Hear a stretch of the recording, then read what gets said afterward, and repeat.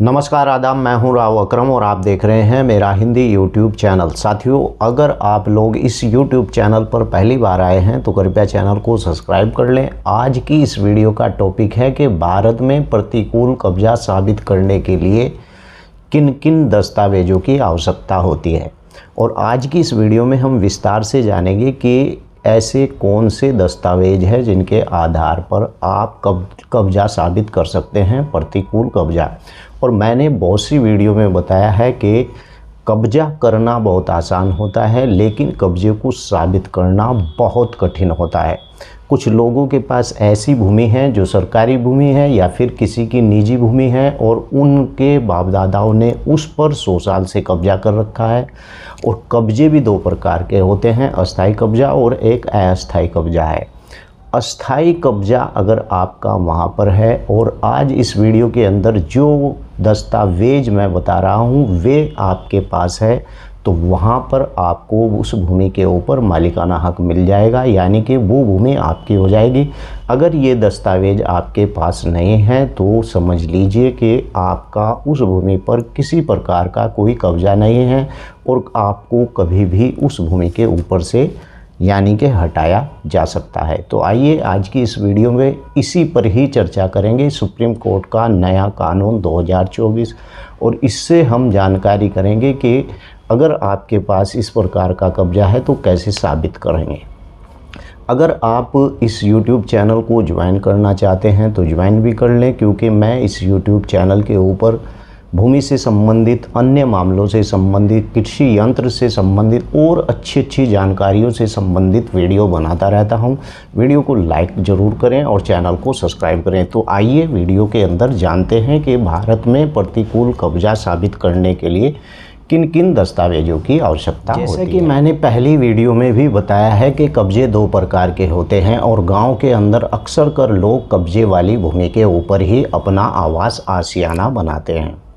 अक्सर कर 95 लोग ऐसे ही होते हैं जो गरीबी रेखा से नीचे होते हैं, जिन बेचारों के पास इस प्रकार की भूमि नहीं होती है, तो वो ग्राम समाज की भूमि के ऊपर ही मकान बनाते हैं। अब 95 के बारे में आप ज़रूर वीडियो के नीचे लिखेंगे कि क्या अकरम भाई, क्या गांव के अंदर 95 लोग ही प्रतिशत लोग ही सब सरकारी भूमि के ऊपर आबाद होते हैं? जी हाँ, 100%। गांव की जितनी भी भूमि होती है वो आबादी के अंदर आती है और उस भूमि का कोई रिकॉर्ड नहीं होता है, वो भूमि ग्राम समाज की ही होती है। क्योंकि उत्तर प्रदेश राजस्व संहिता की धारा 59 के अंदर इस प्रकार का पूरा ब्यौरा है कि राज्य सरकार ने किसी भी प्राधिकरण को, चाहे वो ग्राम पंचायत हो चाहे वो नगर पंचायत हो, सारी भूमि ग्राम पंचायत या फिर नगर पंचायत के अधिकार में चली जाती हैं। और ग्राम की जो भूमि होती है, आबादी की जो भूमि होती है, वो भूमि भी ग्राम समाज की ही मानी जाती है। इसीलिए मैंने इस वीडियो के अंदर दावा किया है कि इस प्रकार की जो भूमि गांव के बीच में होती है वो सब भूमि ग्राम समाज की होती है। और आप यहाँ पर लगा लीजिए कि 5% लोग ऐसे होते हैं जो गांव की आबादी के पास, जिनकी अपनी निजी भूमि थी और उस पर वो अपना मकान बना लेते हैं। तो भारत में प्रतिकूल कब्जा साबित करने के लिए इस प्रकार के दस्तावेजों की आवश्यकता होती है। नंबर 1, उपयोगी बिल। अगर आप उस घर के अंदर रह रहे हैं या फिर आपने किसी भूमि के ऊपर कब्जा कर रखा है और आपने वहां पर ट्यूबवेल भी लगा रखा है, तो इस प्रकार का जो बिल है उसकी आपको ज़रूरत पड़ेगी, यानी कि कब्जे की अवधि के लिए। और बिजली, पानी और गैस यानी कि बिल, इस प्रकार के गवाह का शपथ पत्र भी आपको चाहिएगा। क्या बताया मैंने कि जो उपयोगी बिल है, जो जिस जगह पर आप रह रहे हैं वहाँ पर जो बिल है, कब्जे की अवधि के लिए बिल की आवश्यकता पड़ती है कि कब से आपका उस भूमि पर रहन सहन हो रहा है। और बिजली, पानी और गैस का बिल, इस प्रकार के जो ये बिल होते हैं, इससे ये साबित किया जा सकता है कि वास्तव में आप उस भूमि के ऊपर इतने समय से रह रहे हैं। और साथ ही आपको गवाह का शपथ पत्र की भी आवश्यकता पड़ेगी, जो पड़ोसी और गवाहों के शपथ पत्र जो आपके पड़ोसी हैं उनके शपथ पत्र जिन्हें वैधानिक अवधि के लिए यानी मालिक को संपत्ति की विशेष कब्जे में देखा है, यानी कि आपको जिन लोगों ने वहां पर इतने समय से कब्जाधारी रहते हुए देखा है, और इस प्रकार के जो दस्तावेज कोई भी अन्य दस्तावेज जो मालिक के द्वारा संपत्ति पर यानी कि निरंतर वशिष्ठ और शांतिपूर्ण कब्जा स्थापित करता हो, तो इस प्रकार के डॉक्यूमेंट्स आपको ज़रूरी रखने चाहिए अगर आपके पास इस प्रकार की भूमि कब्जे में है। अब बात कर लेते हैं कि कब प्रतिकूल कब्जा साबित करने के लिए दावेदारों को ये बातें साबित करनी होती है। कब्जा कब मिला, कब्जा किस तरह का था, कब्जा वह कब तक जारी रहा, कब्जा खुला है या कब्जा अबाधित है, या फिर इस प्रकार का कोई कब्जा था कि जो अबाधित था, और वास्तविक यानी मालिक को कब्जा होने की जानकारी थी भी या नहीं।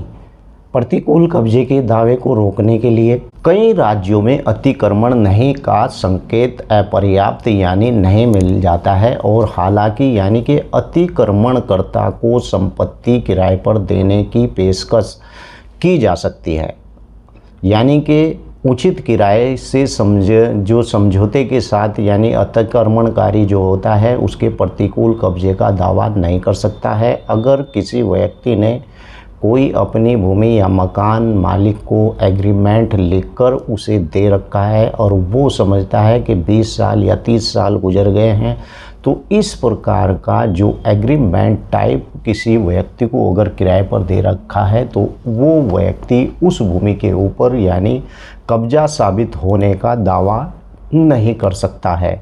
कब्जे से जुड़े जो मूल तथ्य हैं उनके बारे में मैं आपको बता दूं कि कब्जा जो प्रतिकूल कब्जा होता है यानी कि प्रतिकूल कब्जे का जो सिद्धांत कई विधि से जुड़े बुद्धिजीवी को भी परेशान करता है।